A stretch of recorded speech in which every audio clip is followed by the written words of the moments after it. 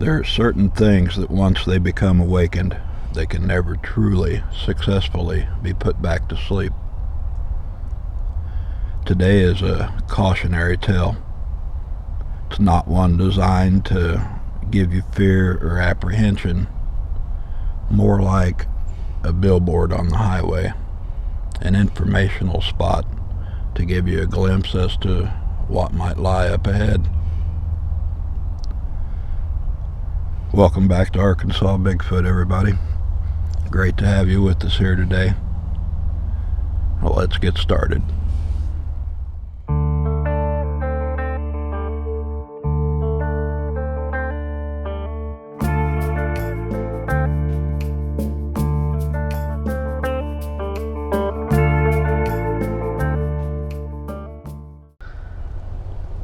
Whether your interest is in Bigfoot or Dogman or other type cryptids, or if it leans more toward the paranormal and supernatural, even angelic, once you start going down these rabbit holes, you begin to realize that there are more questions than there are answers to anything. Definitely. Things that become awakened when you start poking that stick. Once you start becoming in tune with that frequency, with that vibrational energy of it, it's like a magnet that just draws more and more of that to you. Mm-hmm.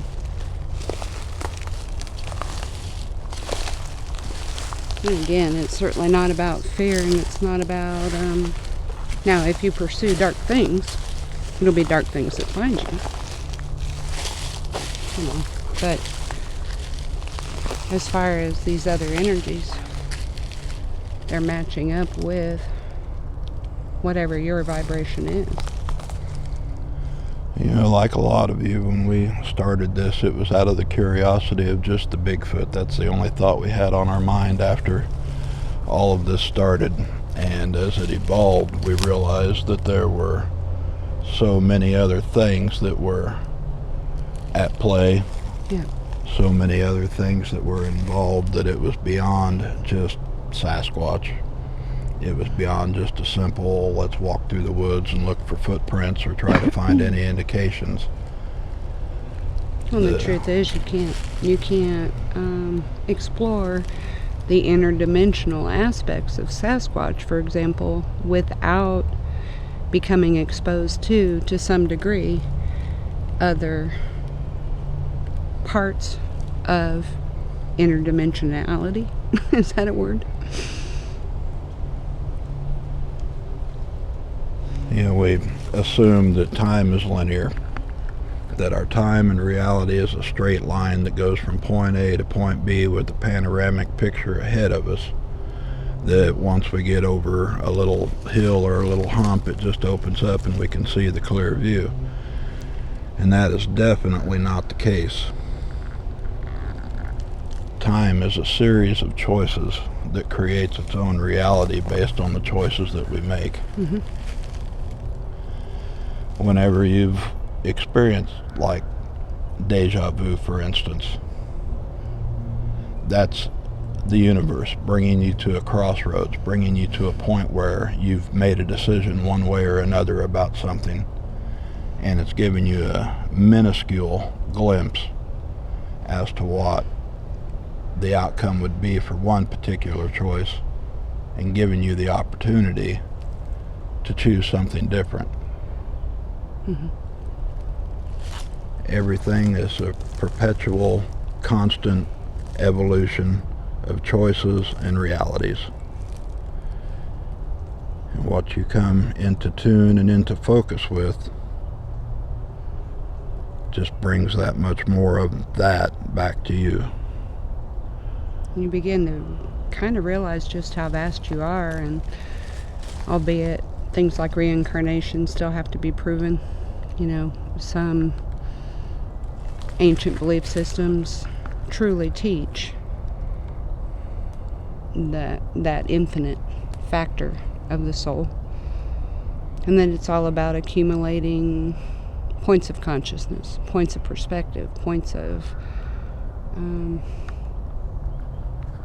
those choices. Right now, I was calm as can be before we stepped out into the woods, and we sat here for just 5 minutes, kind of feeling the energy of the place and getting ready to start the video for today. And I am shaking like My a body leaf. feels charged. I'm shaking like a leaf in a windstorm. I actually am too.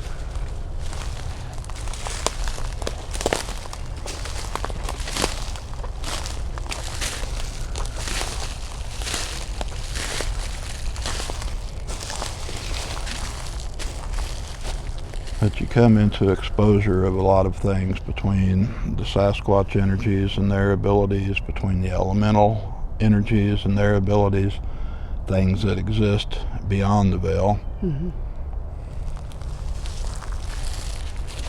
it gets into your system, kind of like the infrasound. It gets embedded deep into you, and you start becoming more awake and more aware of things that are happening and going on.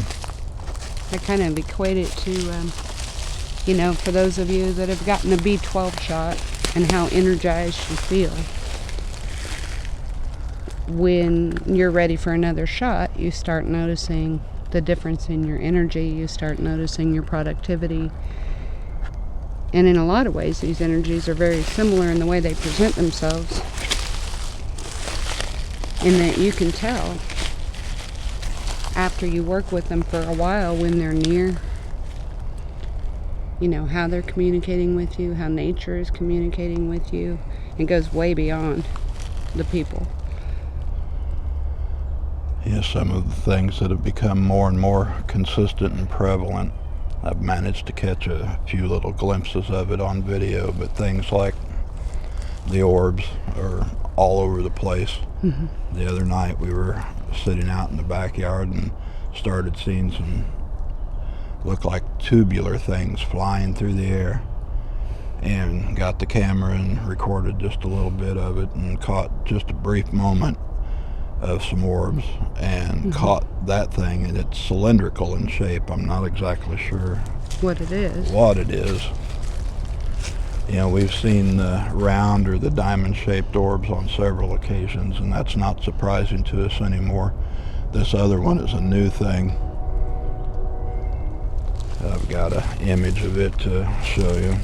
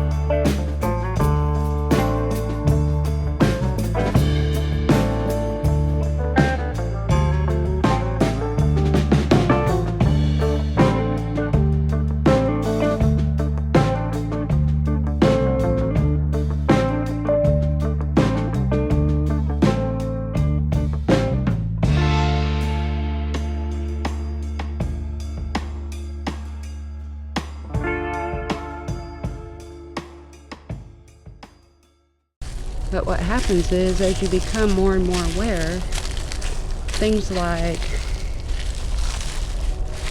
color, the effects of light, the sense of electricity, your senses start becoming more heightened.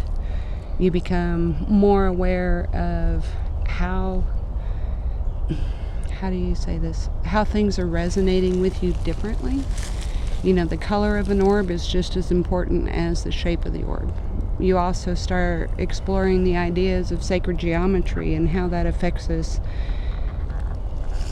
on a dimensional level as human beings. How each shape can even signify its own energy signature. And like Ken said, the further you go down the rabbit hole, the more and more you find that applies to all of these things, to who you are.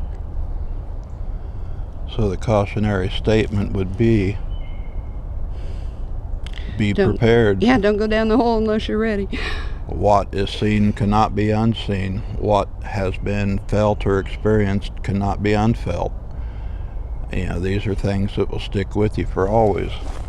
And until you've experienced that for yourself, there's no way to verbally describe it accurately to anybody else unless they were right there with you. And you have to kind of draw a space within yourself that does not require external validation. You have to be in it for the experience, for what you can learn. It's a natural curiosity, but you're not necessarily going to find validation outside of yourself. If you're lucky, you might meet another individual that's had something similar happen to them, or the same understanding, the same awareness.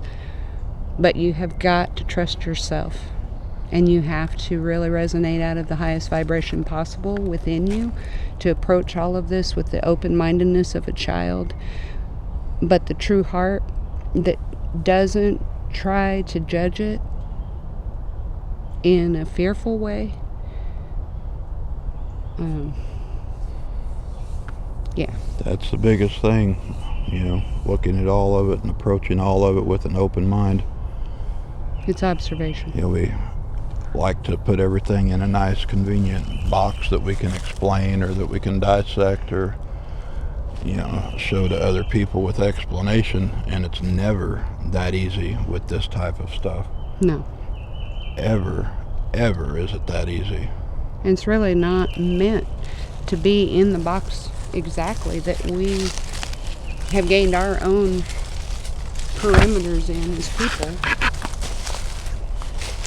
to the point and purpose that most of it exists outside of this dimension. If it was meant to be put in that type of a logical box, it would be entirely 3D.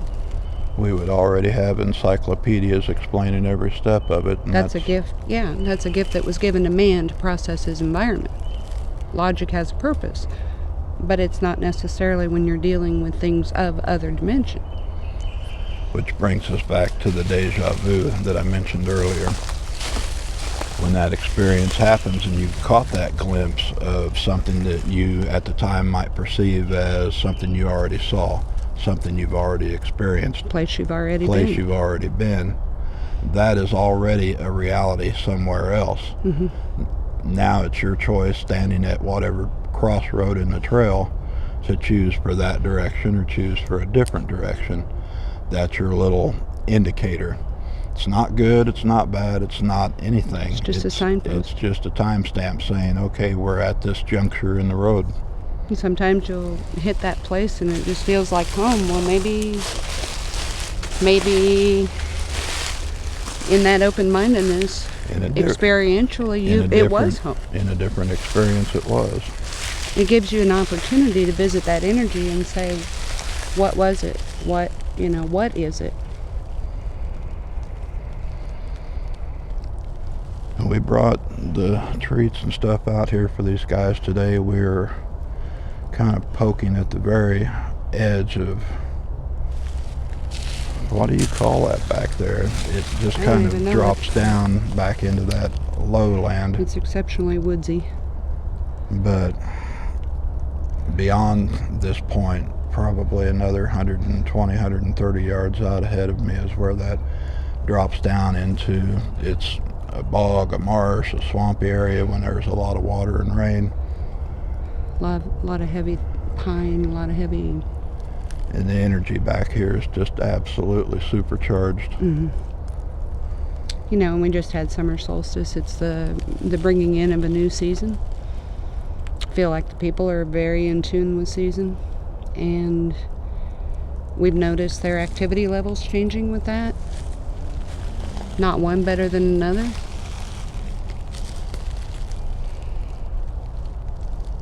We are going to get the treat bucket out and get some things set up back in those two places we used the last time. brought some rocks out here. We'll see if anybody's awake. So we've still got a lot of wet ground down on the other side full of mud and mosquitoes, so we're going to keep this area up here active for a little while, maybe another week or two, until we get that dried out enough where we're not carried off every time by blood-sucking pterodactyls every time we come down there. Well, today got their kippered herrings and sardines, apples, peanut butter. Got dried fruit in those bags. The white bag is New England clam chowder. Got sausages and got some yarn doll babies for the babies. Thank you, Stevie. So that's what we're going to leave at this spot today.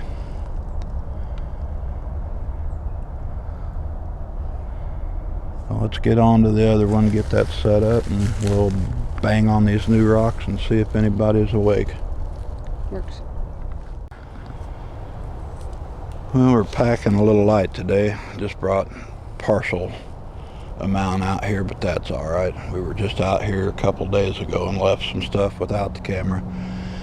Got crispy fruits in those bags, peanut butter. That bag is full of beef stew. Got their moon pies, sardines, kipper snacks, sausages, apple.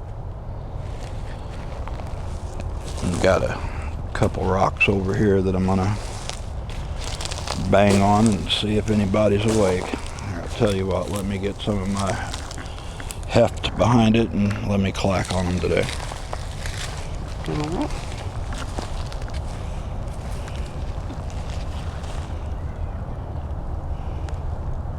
I hope they're awake. Come on, guys. Come on, babies.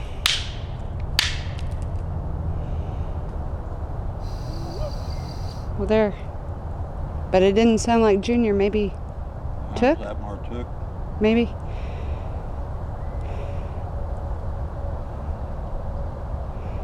Somebody's up.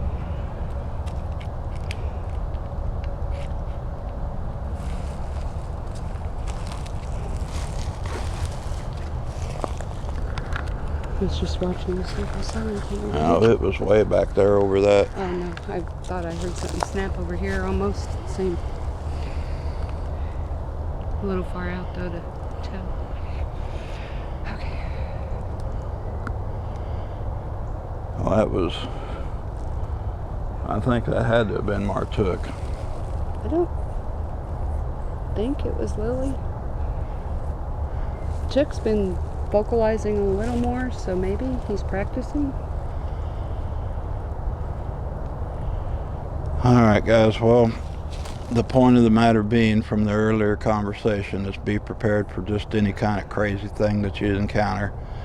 There's stuff out here that is beyond description and beyond explanation half of the time.